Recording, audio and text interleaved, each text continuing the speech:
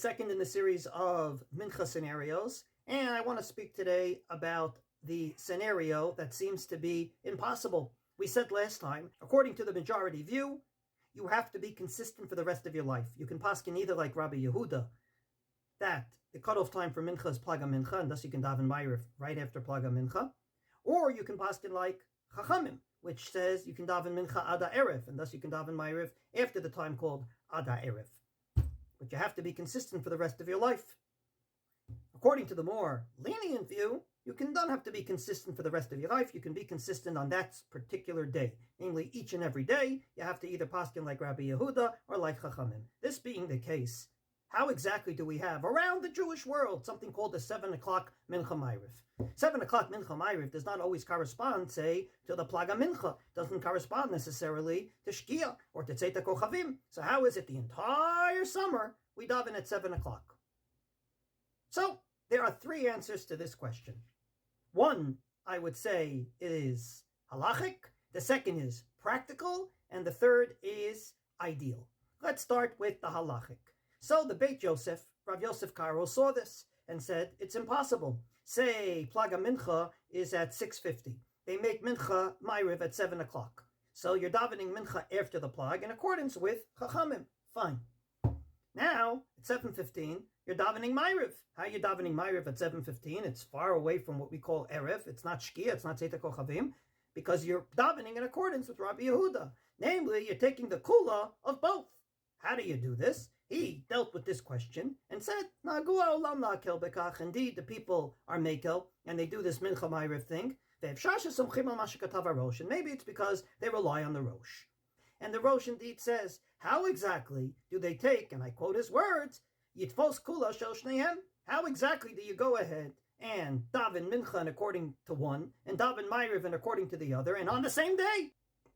Says the Rosh, Yesh lomar d'linyan tfilah hikelu. Maybe because it's only davening and it's only the Rabbanan, they were mekel. Namely, for some reason, indeed, since it's only the Rabbanan by Mincha, since we daven Shachris, we daven once a day, and according to the Rambam, since once a day every day is a biblical obligation, that we already did, it could very well be that since it's only the Rabbanan, they were mekel, and they said, you know what, you suffix the Rabbanan, the kula, whatever it might be, you can indeed take the kula of this and the kula of that and do your 7 o'clock minyan. That's answer number one, linyan tfilah hikelu, and that's the answer of the Beit Yosef.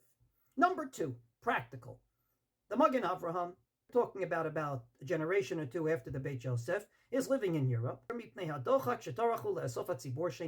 Indeed, it's because you cannot daven Mincha, send people home, and tell them to come back from Maariv. It won't happen. And therefore, he says, if you are an individual that's traveling, you have to be consistent. But if you are in a minyan, you can be mekel. And indeed, the Mishnah Berurah, centuries later in Radin, had the same thing. Tzibur she'itpalalu mincha. Indeed, if you daven Mincha and people are going to go home and not come back from Maariv, and there won't be a minyan for Maariv, the Achronim are mekel that you can indeed daven Maariv right after Mincha. Namely, the second answer is practical. You won't get a minyan, and therefore, in order to maintain the minyan, we'll take the kula of this and the kula of that. We'll daven Mincha according to the Rabbanan, and we'll daven Maariv according to R Yehuda. Not right, but we have no choice. We want a minyan. The third answer is not halachic, is not practical, but I would say ideal. Rabbi Yechiel Michael Epstein, known as the Aruch HaShulchan, and he writes an amazing chiddush, in my opinion, about Maariv. If Shalom Arata, maybe the answer to this question is, Kevan detfilat arvit nitkan neged haktarat evarim vehem ksherim bayom uvalayla. The evarim and pedarim were the parts of the ola, namely the tamid shel ben ha'arbaim, upon which we pattern mincha, that were not burnt during the day. They were burnt at night. They could be burnt at night. When did you burn them? Says the Aruch HaShulchan, you burnt them based on how busy was the day in the Beis HaMikdash. If the day was very busy, then indeed you burnt them probably much later into the evening. But if the day was a slow day, and you brought the Tamid Shel Ben Ha'arbaim, say 9.5 hours into the day, what we call Mincha Ktana, maybe you can burn them and call them quits and go home. In a word, that burning of the Evarim of Pedarim that we pattern Maariv upon changed and fluctuated. What is this time, according to the Aruch HaShulchan? Whenever Mincha ended, namely whenever you brought the Tamid Shel Ben Arbaim. The Gemara in Zvachim says the latest time to bring it is Shkia. So, indeed, on a very, very late day in the Beis HaMikdash, a lot of korbanot to bring. There was a lot of women that just gave birth that came, and there was a lot of people that were saved from a car crash that brought a korban toda, and who knows what else. Indeed, they went all the way till Shkia, so probably they burnt those Evarim and Pedarim in the evening. But if it was a slow day, then they brought the korban tamid shel ben arbaim 9.5 hours into the day, what we call mincha ketana. Still, the day is very, very long. And guess what? They probably burnt it then.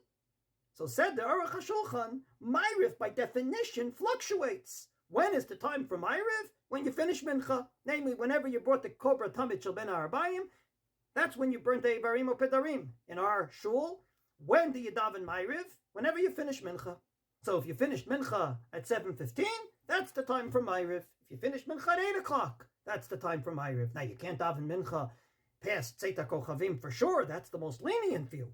But if you daven mincha earlier, it's like an early day in the Beis HaMikdash. And therefore, you can go ahead and daven Maariv whenever you finish mincha. So we found 3 justifications for this 7 o'clock mincha Maariv, even though it seems like it's totally against the law. It's not consistent for your entire life, and it's definitely not consistent even that day. Number 1, tefillah, we're mekel. Number 2, it's hard to get a minyan, so we're mekel. Number 3, Aruch HaShulchan says it's ideal, because Maariv by definition fluctuated every single day based on if it was a slow day or a busy day in the Beis HaMikdash. Let's hop on Mincha. Let's hop on Mincha. Let's hop on Mincha. Let's hop on Mincha. We must always remember when we stand and daven Mincha that we're standing in front of the